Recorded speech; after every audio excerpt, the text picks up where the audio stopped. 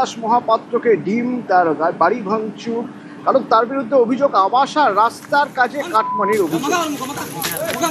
বাড়ি ঘেরাও করা হয়েছে তাকে, তার বাড়ি ঘেরাও করে টাকা ফেরত চাওয়া হয় এবং তাকে লক্ষ্য করে পরপর ডিম ছোড়া হয়।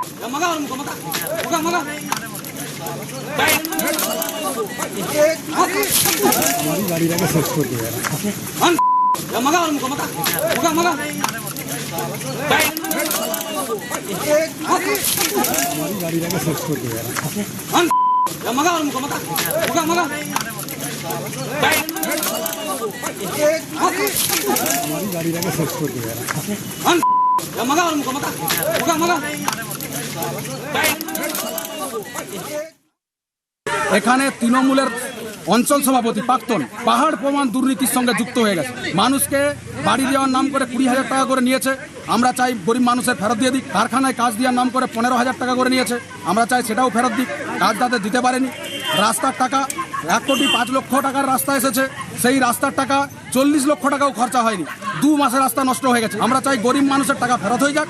আমাদের কাজ যে 2খানা রাস্তা হয়েছে, 2খানা রাস্তার ওয়ার্ক অর্ডারও দিয়ে দিন, আমরা বুঝে নিই। আর ওদিকে ঝাড়গ্রামের বিনপুরে স্কুলের মাল দখল করে বাড়ি তৈরি করে ফেলার অভিযোগ এক তৃণমূল নেতার বিরুদ্ধে। তৃণমূল নেতার নাম হলো তৃণমূল নেতা পঞ্চায়েতের প্রাক্তন পঞ্চায়েত সদস্য, যার বিরুদ্ধে অভিযোগ স্কুলের প্রায় 1 একর জায়গা দখলের। এতদিন সবাই চুপ করেছিলেন, কিন্তু পালা বদলের পর বেনিয়ম নিয়ে এবার সরব হয়েছেন স্থানীয়রা। তারা আশায় যে এবার স্কুলের মাঠ দখলমুক্ত হবেই।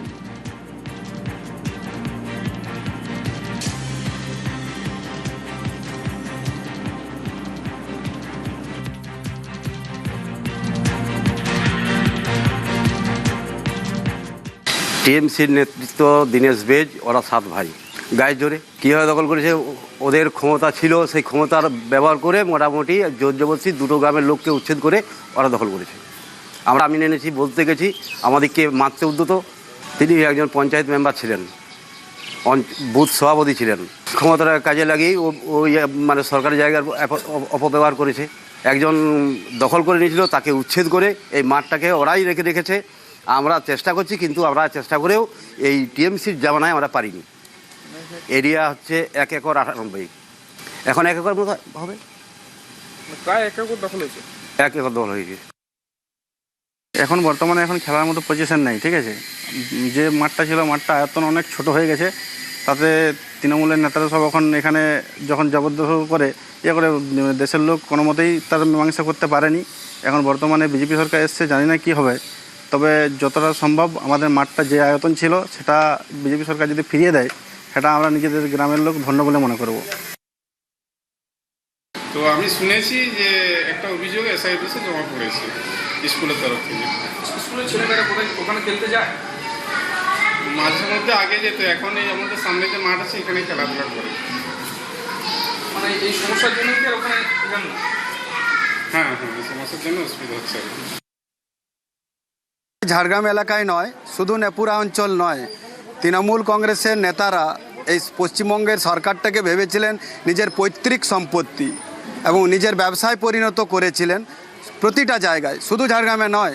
সেই জন্য বিধানসভায় আমি কথা উঠিয়েছিলাম যে যে সমস্ত জমি দখল করা হয়েছে, এনক্রোচমেন্ট রয়েছে, সেগুলো ফ্রি করে দেওয়া হোক।